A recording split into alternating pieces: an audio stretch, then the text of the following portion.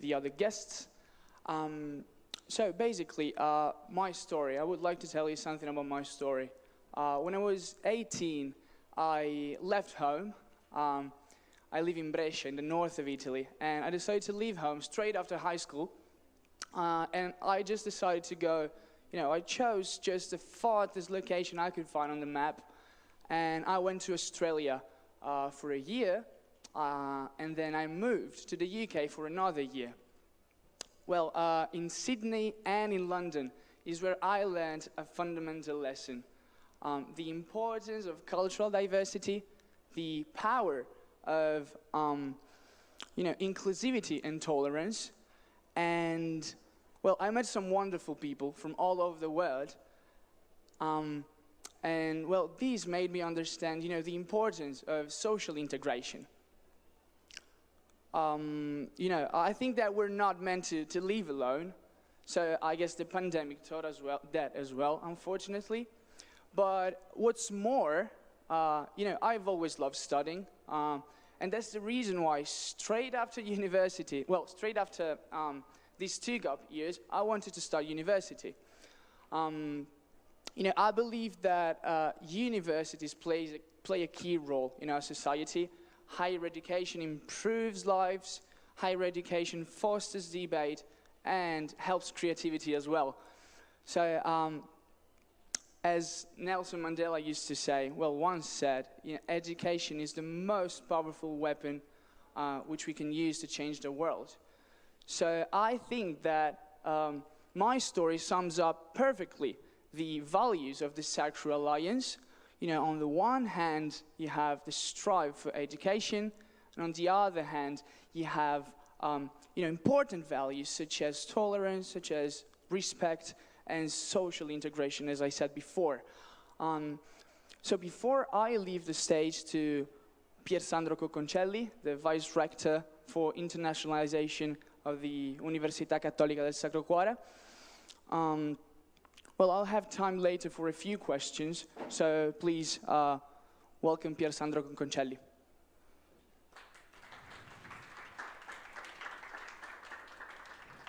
Thank you very much. I will try to guide you today in presenting a new strategy that we are developing as university to empower the connection between students, professors, the full academic community that is located in different continents. And this is the SACRU Alliance. SACRU stands for Strategic Alliance of Catholic Research Universities. And today we are trying to explain what is our aim, so to develop an innovative model of university cooperation which is inspired by human solidarity. If we start with today we will have some people here. Professor Isabel Vasconcelos from Università Cattolica Portoghese, she is here, myself, and there will be 3 other colleagues from Chile, from Australia and from Spain that are connected in this hybrid mode to present our solidarity. So you can see Carlo Gallucci, I use the clockwise order, from Barcelona, University Ramon Llull. Chris Riley from Catholic Research University in Australia, and Lilian Ferrer from Pontificia Università Cattolica do Chile. So we have presenting some of the 8 universities that are composing this network. I think that we can start with the presentation because our president, José María Garrel, has a message for us and for all of you.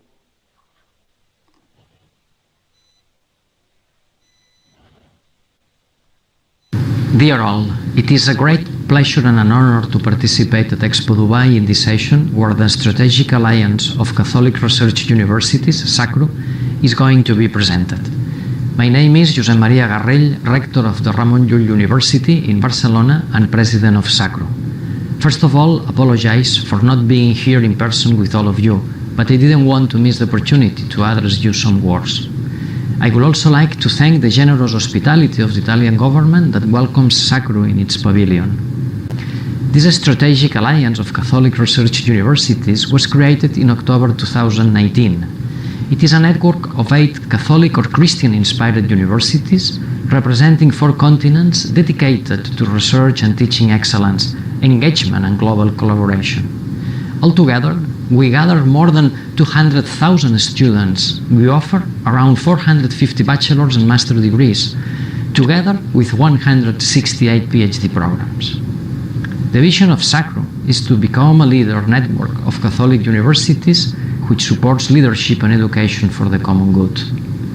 Our alliance acts with an enormous spirit of openness towards others and with the desire to contribute to the world through research, technology transfer and teaching, knowledge, and leaders who can contribute to make our world more fair, equitable, and peaceful, so that every human being on our planet is respected and has the possibility of having a dignified and fulfilling life. Research collaboration across SACRU universities is promoted, facilitated, and encouraged through transdisciplinary working group with a goal of advancing quality knowledge production and higher education for the common good. At the moment, 6 working groups have been constituted. They will be presented with more detail in this session. We believe that in a globalized and super interconnected world, it is increasingly important to join forces and work in partnership with other institutions. That's the reason why, apart from the formal partners, SACRU has started different partnerships around the world with relevant institutions and foundations. For example, with the Centesimus Annus Pro Pontifice Foundation and also the Vatican. I hope you enjoy this session and that the session helps you all to get to know SACRU in more detail. Thanks to the presentation of my colleagues who will participate in person or virtually. And I also hope that we all may find ways of cooperation to carry out those projects that the world needs. I wish you all a good session. Thanks a lot. So as you see, the first question that we have, or we had when we start to discuss this alliance is why a network of research-intensive universities needed. And the main reason is that we are facing grand and global challenges. And it is clear that research and higher education is the main driver for an open international cooperation. This is just some of the grand challenges that are in front of us. The United Nations Sustainable Development Goals, it's clear that to solve problems such as malnutrition, sustainability, climate changes, is not possible to work on a single topic and a single group. We need a strong interconnection. And the same is for education. This is the document from Holy See on the Global Compact of Education. You can see that there are commitments that are, I think, acceptable for all the different religions. We need to make human person the center of these changes, and we have to look at the safeguard of our common home, and we have to empower the families and women. So these are clear messages, but let me say that it's very difficult to reach each single of these different pillars. And actually, we are facing an additional issue. We had the pandemic, and this is a page from Nature, specific, you know, one of the most important scientific journals. And Nature stated university will never be the same. And actually, the pandemic has totally modified the way in which you work in university, the way in which we teach the students, the way in which we perform our research activities. And everything is more difficult, and pandemic is speeding up changes in a tremendous way. And this has been recognized that changes are in the scientific and humanistic sciences, has been recognized already in 2015 by Nature, and which focus in particular on the need of a multi and interdisciplinary approaches in research and in science. And to solve grand challenges facing society, energy, water, climate, food, health, scientists and social scientists must work together. But exactly the same message in the same period, see 2015, was given by Pope Francis. The care of our common home, drawing the result of best scientific research available today. And again, we need to join the scientific approaches with the ethical perspectives. Under this point, we decide that there was another aspect that should be taken into consideration. These challenges should be addressed only if we have a global view. It's clear that what is happening in Europe is different from Australia, Japan, South America, and North America. And so we decide to join together 8 different universities. You can see them here, I don't know if Lazo is working or not, but it's the same in the top of this slide. Australian Catholic Universities, Università Católica Portuguesa, Pontificia Università Católica do Chile, Università Ramon Llull in Spain, Pontificia Università Católica do Rio de Janeiro, Sophia University in Japan, Boston College in US, and Università Católica Sacro Cuore, my university in Italy. So we have a spread network, global network of universities. These are our figures. We cover 4 continents. We are more than 10,000 faculty members, professors. We have almost 220,000 students altogether. And so we create a huge university without wall that is able to cooperate and collaborate together with almost 500 programs and 150 doctoral schools. And 8 universities and 31 campuses. So we are one of the biggest existing network of universities that are sharing in the daily life of the university strategies to improve our ability to perform an effective research with an impact on society and in creating a new generation of students which are open to the global challenges. And we do it working on several sectors: higher education, internationalization and mobility. You can imagine mobility has been killed by, student mobility has been killed by COVID. We hope to restore it pretty soon. Research and service to society. And let me close, before introducing my colleagues, with our modus operandi. Our modus operandi is to create specific working groups. We have several working groups will be presented in a few minutes. And in these working groups, we try to collect all our best scientists working on a specific topic. And we try to merge always different competencies in terms of disciplines, and also in terms of global distribution. And having this in mind, to serve the society, to produce research and education for the common good, I would leave the floor to Lilian, presenting the activities of some of our working groups.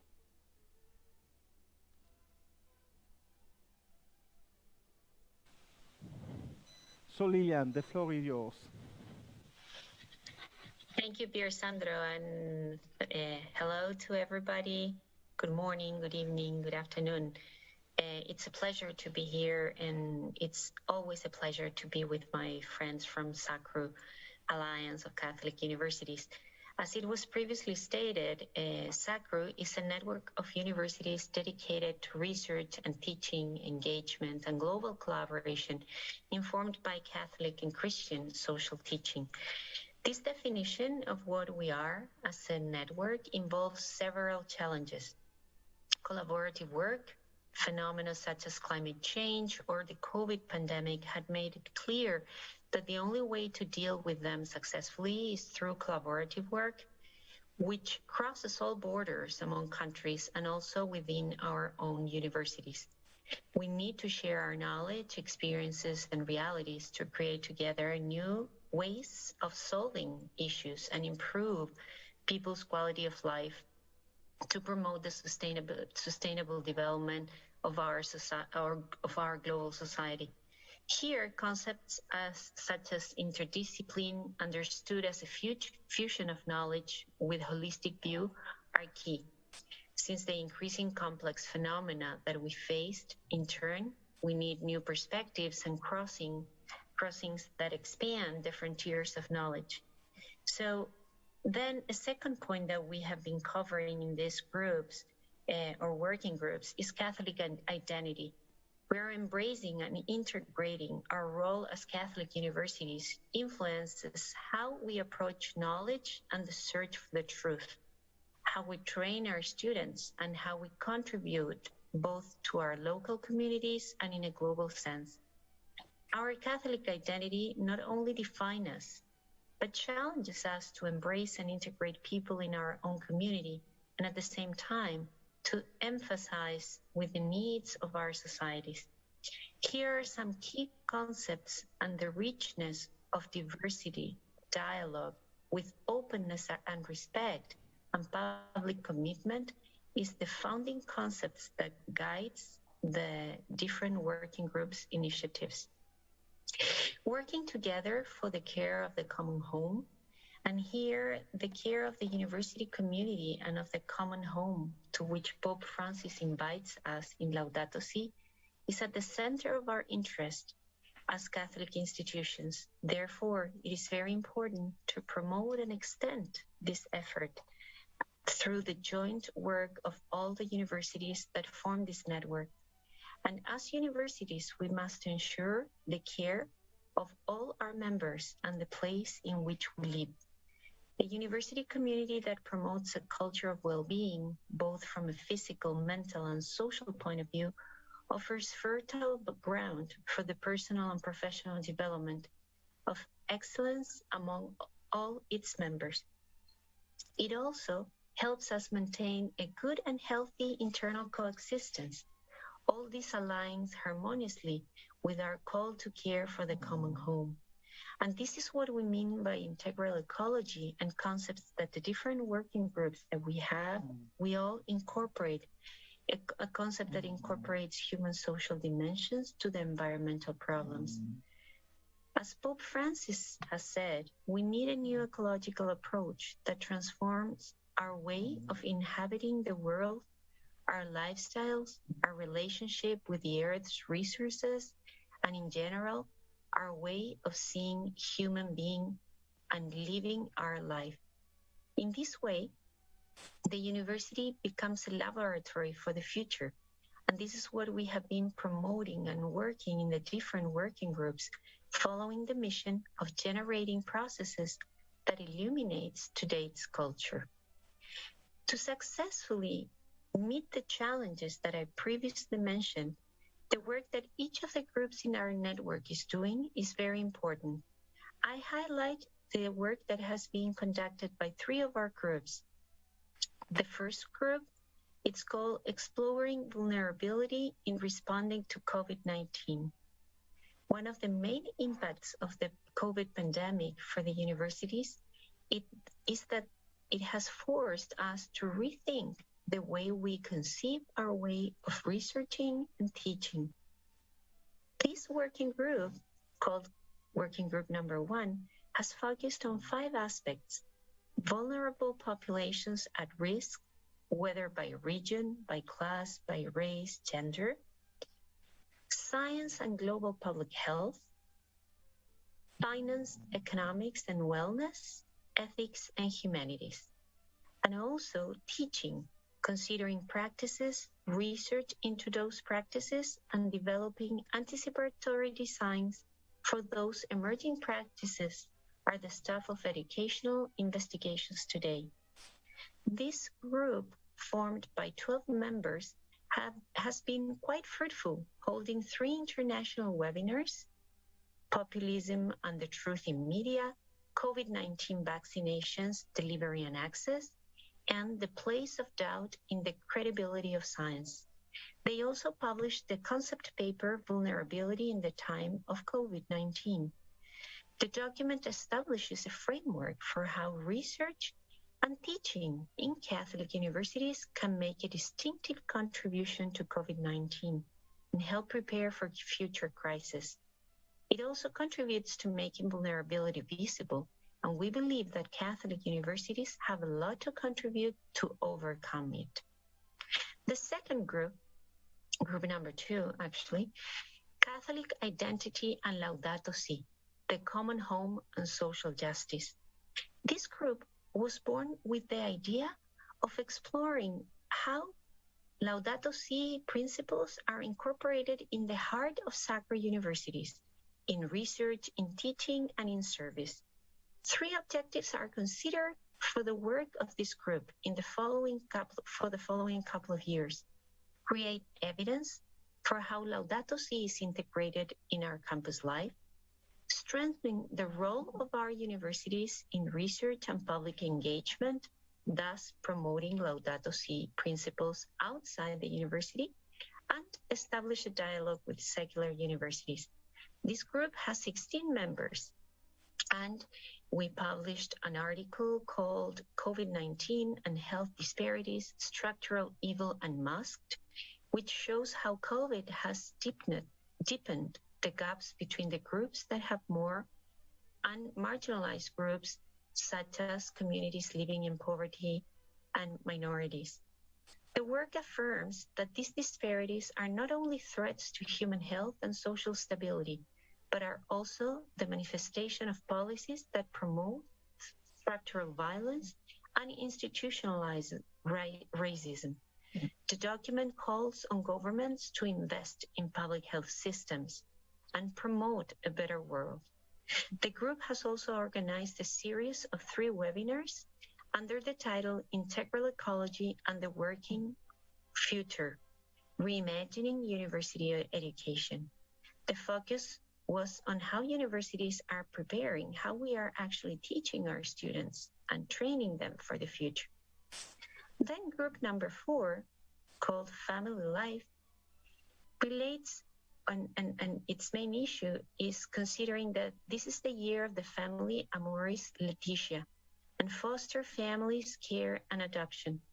There are 3 points to study: being parents today, family as a social subject, and couples in crisis. This group has 12 members, and on November 12, they organized the conference Family Life and COVID-19, where different works were presented. And the idea was to show the results of research on the impact that both COVID and the consequent lockdown have had on families in different countries. This year, which we celebrate 5 years since the publication of the Apostolic Exhortation Amoris Laetitia about the beauty and joy of the family love, it is a propitious moment to focus our glance on the challenges facing families, especially in times of COVID, and in what way, as Catholic universities of the SACRU Alliance, we can contribute to its fuller and harmonious development, adapting to an increasingly changing and uncertain future. It has been really a pleasure to share with you a little bit of what 3 of our working groups have been doing, and I give the word to Chris Rayleigh from ACU, that it's going to be letting us know a little bit more about the other working groups. Thank you very much, Lilian. Thank you very much. I think now is the time of Isabel. Isabel is presenting let me say, some of the activities in science aspects of our work, and I think that there is a presentation, if I'm not wrong. Yes, you can move on this way. Okay, good afternoon to everybody. It's a pleasure to be here at Dubai and at Expo 2021 and at the Italian Pavilion that hosts this event. So thank you for hosting us. I'm presenting, in fact, 2 groups.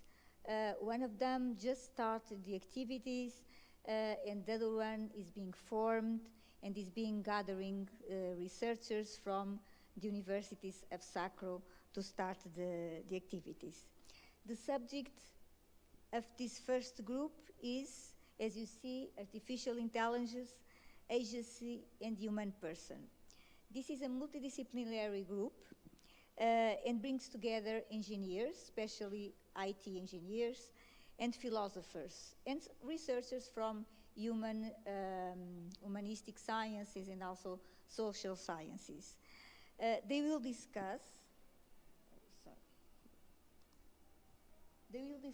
in fact, the concept of being human and the relationship between humans and machines in an era of intelligence machines and of machine learning, as you know.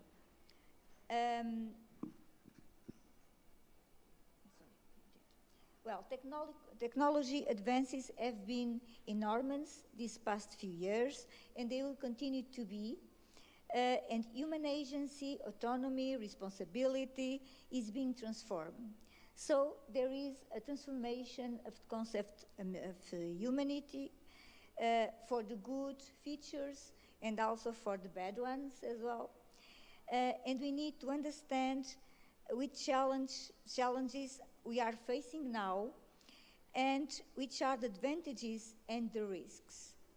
We need to discuss ethical issues related to the use of intelligent machines and to the relationship between these machines and humans.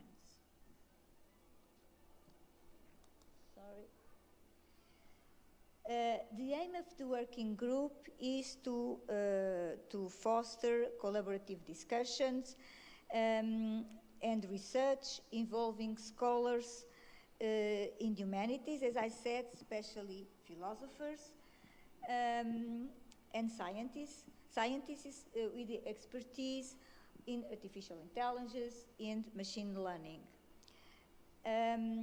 And also to enrich the individual research and teaching of the participants that will promote collaborative projects and other activities, and also lead to new endeavors such as position papers, publications, conferences, and webinars. Well, the focus will be on the nature of artificial intelligence and ethical changes and challenges related to the artificial intelligence, of course, with regard to some fundamental questions of agency, such as, these are some of the questions, but especially which aspects of human agency could or should be supplemented by intelligent machines, what applications of artificial intelligence may frustrate ethically significant aspects of human agents, and, well, other important questions that the group is going to discuss. The group has been meeting for a few weeks only. As I said, they are starting. And one of the topics they were discussing was some special cases, specific cases, case studies, in fact, and one was artificial intelligence and the use of enhanced reality and virtual reality in connection to cognitive neurosciences and its possible clinical uses and potential dangers.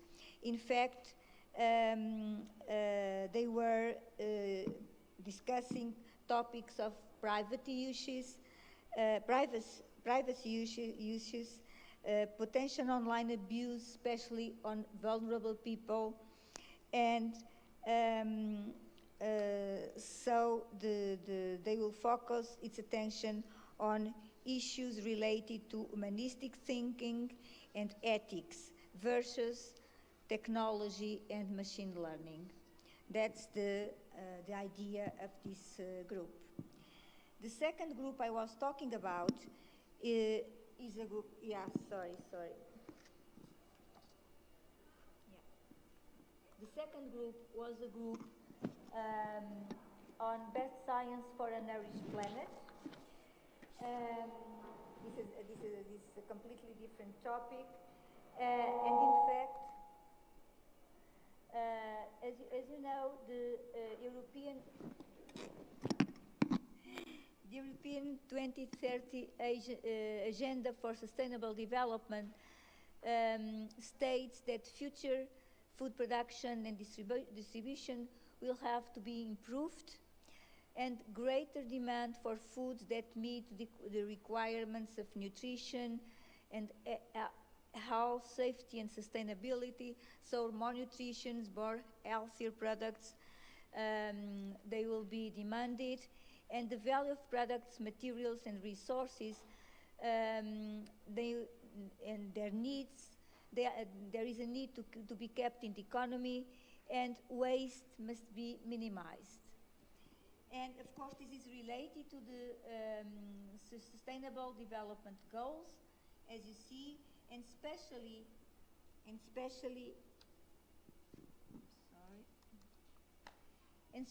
the Sustainable Development Goal 2, which means zero hunger. This is an important issue, and hunger, achieve food security and improve nutrition and promote sustainable agriculture is on the agenda of many countries of the world and of world organizations.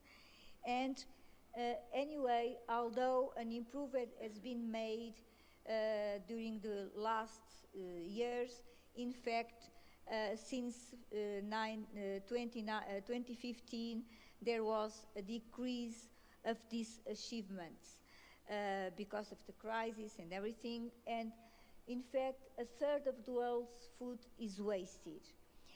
And over 100 million people are undernourished. So this is an important issue to be addressed. And also, malnutrition is often associated to foodborne diseases.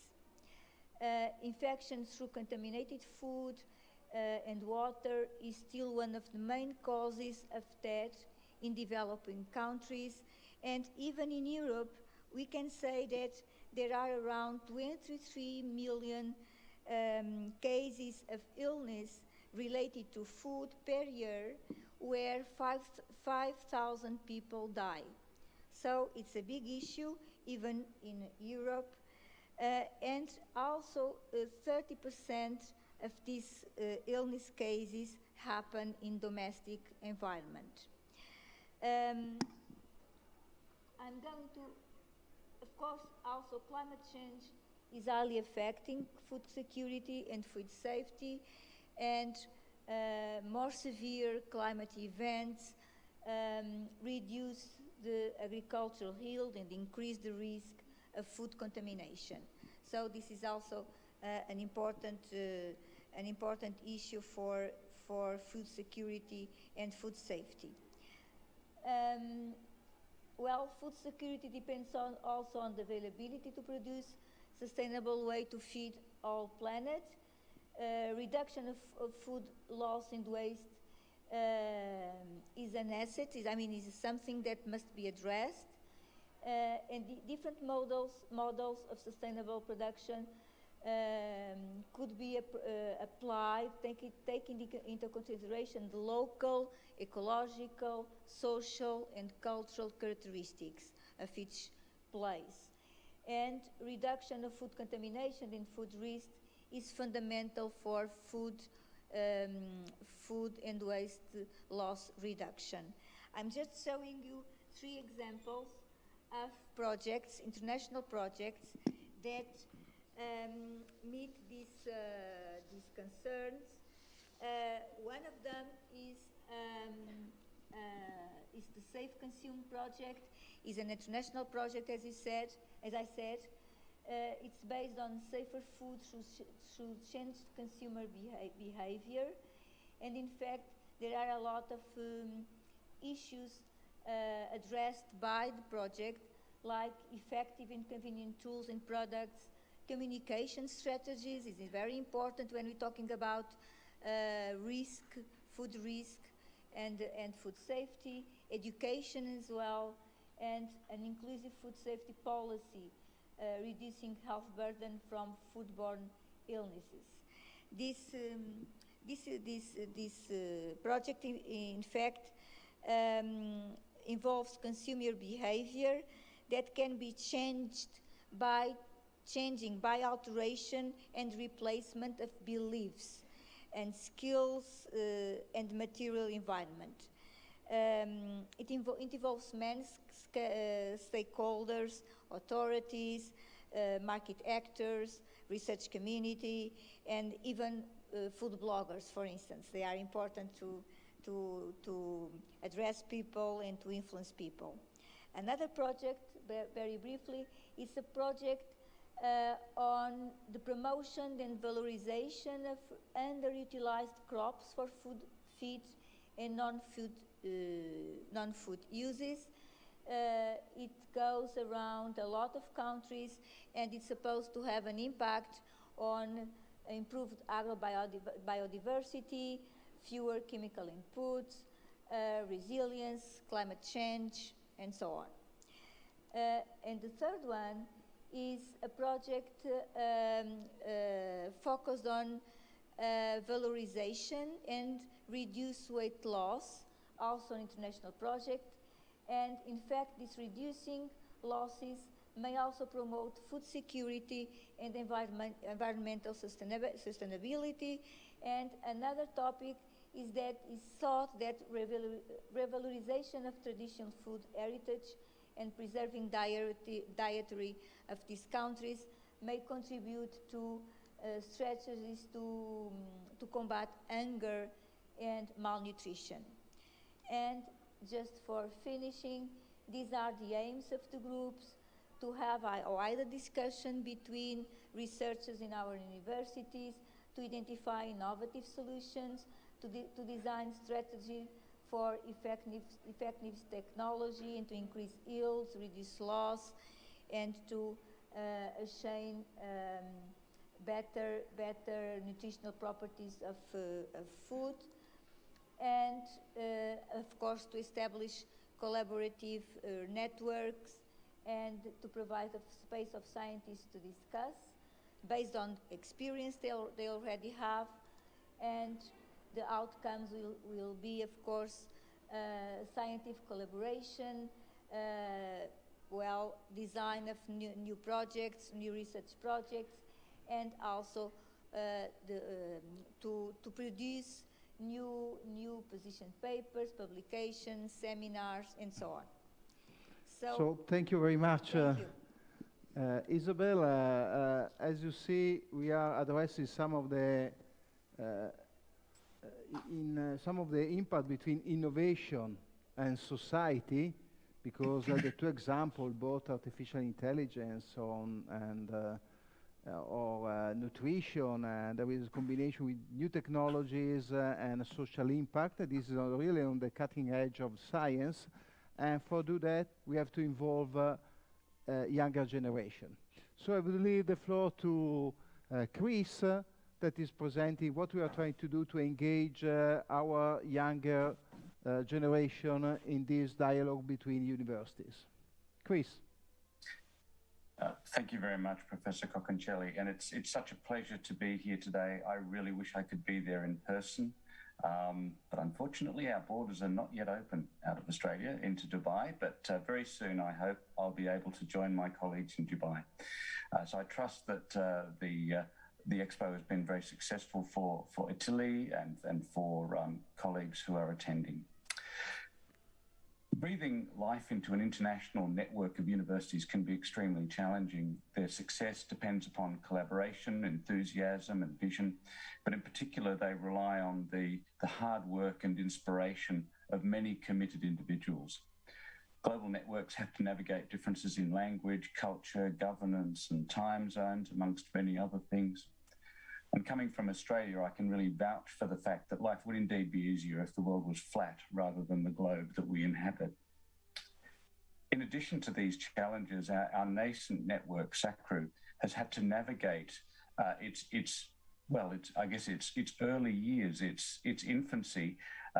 It's had to navigate the impact of COVID. And this has been quite a challenge for us, but one I believe that as a network we have very successfully navigated and in fact learned from. Today, I wanted to talk briefly about how we address these challenges, in particular through Working Group 3, which is the working group focused on internationalisation. And I'm lucky enough, and I have the pleasure of chairing this particular working group, which has 14 members in total. I also want to provide a case study, which I hope will provide a concrete illustration of how the network is operating, indeed how it's succeeding. So the SACRU Working Group on Internationalisation was established at the very early stages of the network's development. The working group sits at the centre of aspirations for SACRU as it is charged with facilitating collaboration, particularly in relation to student experience opportunities. The Internationalisation Working Group has established a comprehensive framework for research and coursework collaboration, which is attached to timeframes for implementation. It is a graduated framework which builds collaboration across the network from the relatively informal all the way through to the development of network degree programs, both research and coursework. So we have grand aspirations for this group and grand aspirations for SACRU in terms of the scope and scale of what we hope it can achieve. As an example of the multilateral institutional collaboration that is facilitated by the framework that we have established, I'd like to talk a bit about SACRU's recent inaugural 4-day seminar for research students. So this seminar was entitled A Sustainable Future, Research Delivering Impact for the 21st Century. The seminar itself involves staff and 26 research students from across the SACRU network, with a broad multidisciplinary theme focusing on sustainability. The seminar was deeply informed by the 17 UN Sustainable Development Goals and the 7 Laudato Si goals outlined by Pope Francis. The seminar was conducted over 4 days from the 8th until the 11th of November. We opened the seminar with a plenary address by Professor Juan Carlos Munoz from the Pontifical Catholic University of Chile. Professor Munoz's paper was looking specifically at public transport and sustainability, one of those key issues, particularly for large cities around the world. We closed the seminar with a professional development session on abstract writing. So we tried to give the students something really tangible out of this seminar series and close it with something, with a takeaway, if you like, that would help them with their career and with their work. And this workshop was jointly conducted by Professor James Keenan from Boston College and Professor Peter Wilson from Australian Catholic University. Other formal presentations and papers were undertaken by the research students themselves from across the SACRU member institutions. The fundamental aim of the seminar was to facilitate cross-disciplinary conversations and information sharing amongst these research students across this network. Each participating student had the opportunity to give a short, targeted presentation on their research topic. Topics ranged from slow fashion and inclusion in Italy, and anaerobic digestion and aerobic composting of food waste, to issues focused on human flourishing, such as women and grassroots level engagement in building peace, and governance of social enterprise. Each of these sessions was then closed out with a very lively and engaging 15 to 20-minute discussion. The seminar was an excellent and indeed highly successful demonstration of what Professor Conchelli has described as a university without wall. As our Secretary General, Professor Conchelli, has so elegantly described it, it showed how we can overcome the tyranny of distance, the challenges of time, custom, language, and academic disciplines and their breadth to bring together emerging research leaders. We shared technology with Sacro Cuore Milan and Boston College facilitating the technology and supporting all elements of that, and the Australian Catholic University coordinating the program and the theme development and chairing the working party that brought this particular seminar to fruition. The seminar was a really important first step for SACRU in facilitating collaboration and participation across all of its members. And I have no doubt that it is but the first of many such events and activities. In the future, we aim to bring our students together in one place so that they can not only share their knowledge and research, but will also be able to build informal networks and friendships that will travel with them through life and support their careers. working together online has been a fantastic experience for so many of us and has been something that I think has really kept us engaged and active. However, there's nothing quite like the serendipity that's associated with bringing people together and the opportunities that presents in terms of future collaboration. So we'll certainly be looking at how we can do that. So we will continue to offer our students online engagement opportunities. And we do this so that we can ensure that the largest number possible can benefit from these unique mission-informed collaborations between our leading research-intensive Catholic universities. But we will also be broadening out our reach and looking at other opportunities for collaboration and to facilitate the work that our students do together. I guess in closing, I'd like to make a couple of observations. So humanity and our planet at this time confronts many profound and wicked challenges, from geopolitical tensions, poverty and human suffering, to ecological degradation, and perhaps the most profound of challenges that we face, and that's the challenge of climate change. It is through multilateral, multidisciplinary collaboration, as evidenced by the work of SACRU, that universities, their staff and their students can do their part to address these challenges. It is through countries, through their populations, through their leaders coming together with common purpose and diverse backgrounds and experience to address and solve these challenges that we can make a difference. I believe that this is what SACRU models, and its members model it through our global engagement activities, such as this highly topical research seminar. Thank you. Thank you very much, Chris. And we learn how to use the new technologies to create a community of students, of research students, PhD students, and can exchange their work and discuss their work, something that was not even thinkable only 2-3 years ago. But now what's the future? What we would like to do as a network? And I would ask Carlo from Barcelona to provide the outlook of our network. Thank you, Carlo. Thank you very much, Pierre Sandro. Good afternoon, everybody.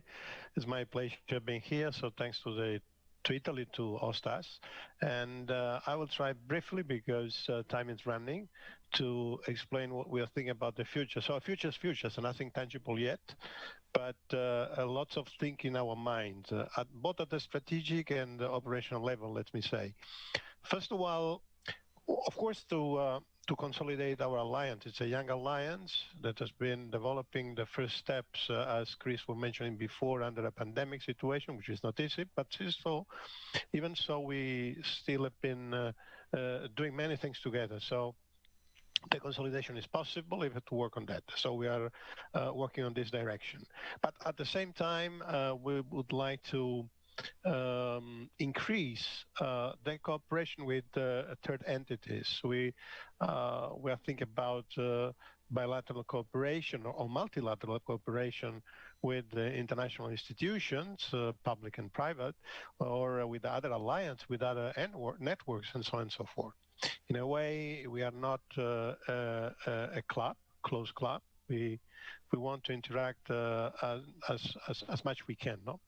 And why not also to be able to make some pressure when we think is needed to authorities, for example, political authorities, always thinking the common good, not some private business, let's say, Step by step, because in this case we need to be prudent, but why not to enlarge our alliance? We are now covering 4 continents, pretty interesting universities, but the world is big and many universities are there. The criteria anyway will be always to analyze application from a very strong and active university in research. So step by step, I insist, but I don't know when, but we'll start a screening and looking at the world to have someone new to join us and to contribute to what we are doing now. We already have partnership with third parties. For example, two of them have been mentioned. For example, the Centesimus Annus Pro Pontifice Foundation is one of them, or the same Vatican. So why not? We want to consolidate this relationship because they are very rewarding for all of us. And also, the Sustainable Development Goals have been cited more than one time in this session. Yes, this is a guide for us. So we want to be very active, let's say, vis-a-vis these goals through different kind of activities. We are working on that, of course, already now. But also, as Professor Conchelli was mentioning at the beginning, we want to increase the exchange, but not only the student exchange.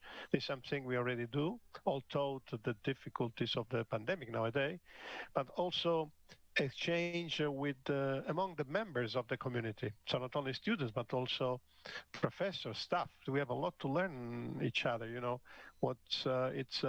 benchmarking. It's very key to improve the capabilities we already have. To have different alternatives to interact and to strengthen our relationship.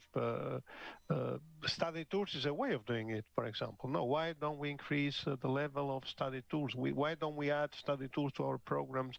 Let people traveling to Australia or South America and so on and so forth to be exposed to a different culture and a different way of doing things. This may enrich the human being as such. Also because, you know, guys, I am an old guy now. I was born in Italy. I've been, educated in Italy, in Spain, in the US. I've been traveling and working in more than 50 countries. And believe me, I found wonderful people everywhere. And I learned a lot of things from different culture.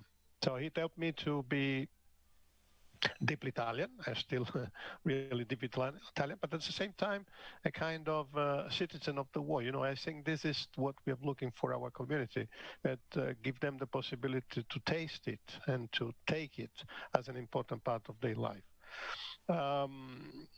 Also, of course, we are a research university, so we want to stress common research project, and we are working on this direction already now. To have summer or winter, it depends of the place of the world, you are. Schools, we plan to have a very nice summer school in Rome, but unfortunately the pandemic didn't allow us to do that, but in the future, why not? This is one of the avenues we want to continue exploring. And a working group formula is working pretty well. Yes, we can do it better, we can enhance it, but this formula is working, so why not still work with this concept of working groups? Something more complex, establishing double degree agreements.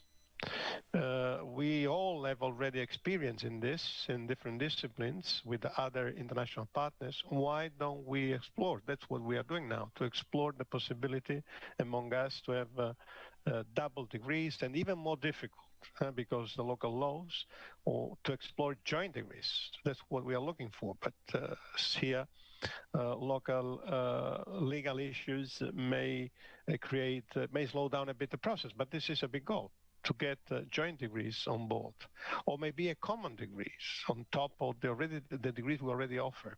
So, you know, in a way to increase the value perceived by our students and the community, in generally speaking. But in the community, we also include the stakeholders like the market job. I mean, everything the market will consider as valuable is that what we are going to or try to introduce in our activity. So we have to ask them too to help us and to guide us in this sense too. And also to increase what we can call some kind of common visiting professorship and staff policy. You know, we like to have a visiting professor on board, but also we like to have staff on board, because I insist we can learn a lot each other. And other activities we are exploring now, maybe caused by the pandemic, is some kind of blended virtual common activity. So blended is something which seems to be on vogue nowadays. Pandemic have been pushing it very hardly now, and we want to explore more this way to interact. And last but not least, for me it's very important, alumni relationship. That's why an alumni meeting have been organized in Dubai, and alumni representing our university will be there interacting themselves. Guys, really, networking is very important nowadays. Been always important, but still more now. And the alumni association or the alumni network, we can work a lot on this. I have not the data now, but if I think of what I know about my university, I know that we have on board every year more than 100 nationalities. In my university, it's 119 this year. So, and I know alumni are at the moment in more or less organized way in more than 100 countries. So it's a powerful issue. It's a big asset for our community. So we want to stress and provoke, let's put this way, the interaction between the different alumni networks that form our university. Per Sandro, it's in Barcelona, it's 2:04. There it's 3 hours more, so I think our time is finished. So if you don't mind, I will stop right now, not to break the time that was available. Thank you very much, Carlo. And I would like to close thanking all of you for your participation at this dialogue, Italian dialogue. I would like to thank all the speakers, Isabel, Lilian, Chris, and Carlo. And if you have any curiosity or if there is any question, I think at the right time, we have just a few minutes and we'll try to answer to these questions, if there is any.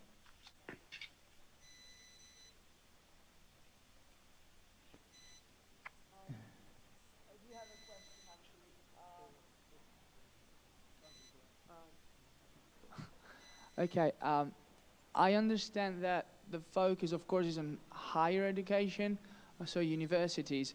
But I think you all agree with me when I say that, higher education is just as important as primary education, for example. So I just wanted to know if there's a strategy, if you have a strategy or a synergy as far as that is concerned, if you collaborate as far as that is concerned for primary education as well. Because as I said, I believe it's very important. And that's my question, actually.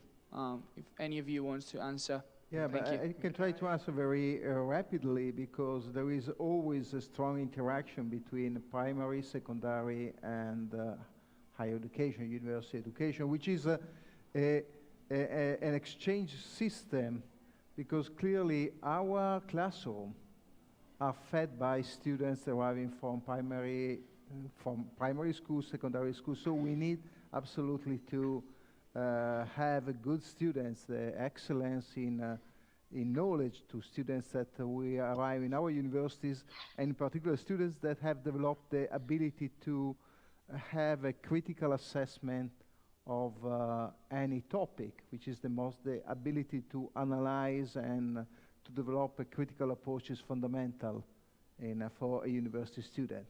But on the other side, as universities, we train teachers.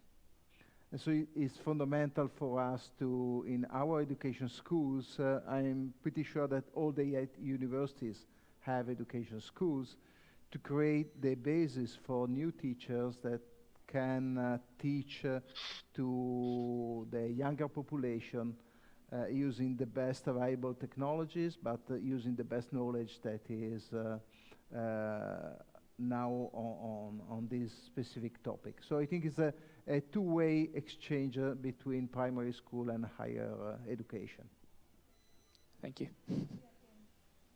I can just compliment.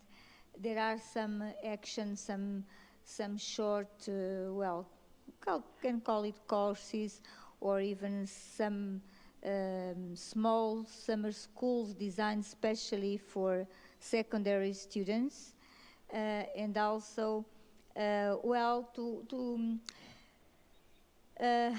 for them to be able to check which is their vocations, and also some projects running with primary students, especially on food safety, for instance.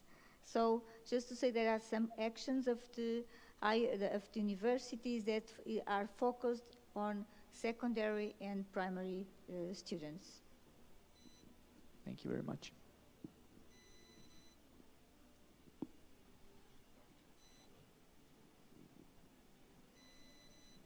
Good afternoon. Perhaps focusing on the Middle East, how does the SACRU Alliance, how is it focused here in the Middle East, and is there perhaps a faculty where there is a stronger focus on? Yeah, I express what I know from my side, but then colleagues can complement with additional information. Clearly, we are a network, we are a global network, but you see we have some, not all the geographical areas are included, but networks are designed, at least our network is designed to try to collaborate with other networks or other universities. For instance, yesterday we had a meeting with some of the local universities on developing a specific program on collaboration in research and higher education. And then there are other universities, including my universities, which we have special programs and special research activities on Middle East culture or Arabic studies. We organize in my university an Italian festival on Arabic culture and Arabic studies. And I think probably it's the same in most of the other universities. But I leave the floor to my colleagues on this specific topic. Well, as far as my, I cannot talk about all the network, but as far as my university is concerned, we have a lot of people studying in our university coming from this area of the world with a long tradition already, and we are very satisfied with them. And also we have many partners on the region, and so it's an important region of the world. So of course we have to pay very much attention on the Emirates, but also the other countries around the Emirates. So it's part of our concern to have a good relationship with this part of the world as a network, although individually we already have a lot of well-established relationship with you. And even we have more students on board studying in our university. One thing more, big alumni community in that area of the world. So we have many former students that are living and working there. Thank you. And similar to sorry Lily, similar to Ramon Lul, ACU also has a sizable number of students who come from the region, but we also have a sizable population of Australians who are from the region as well. So they're also very interested in opportunities to study abroad and I guess re-engage with their culture too as part of our program of student mobility.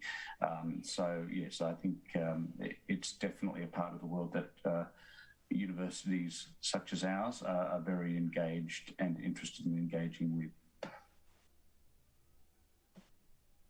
Yes, I just would like to add, even though Chile is pretty far from the Middle East, actually, we have quite a big community of people from the Middle East living with us in Chile. So that has allowed us to maintain collaboration, and actually as UC Chile, we have collaboration with through the embassies of Iran, Turkey, Israel, Palestine. So basically there is collaboration between the universities, and as Carlo previously mentioned, I think that at the moment we are really focusing in 4 areas as a network, and in the future, of course, with these individual relationships between our individual universities and some areas of the world, we can expand a little bit in the future. And that is something that we all would like to move to. Thank you very much. If there are no other questions, I would really thank the Italian Pavilion for hosting us and to giving the possibility to present this network. And I think it's the right time also to have a drink.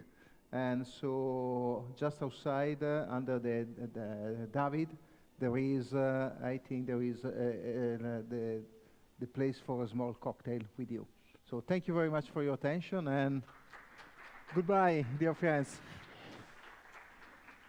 Bye-bye. Bye-bye, everybody. Bye-bye, everybody.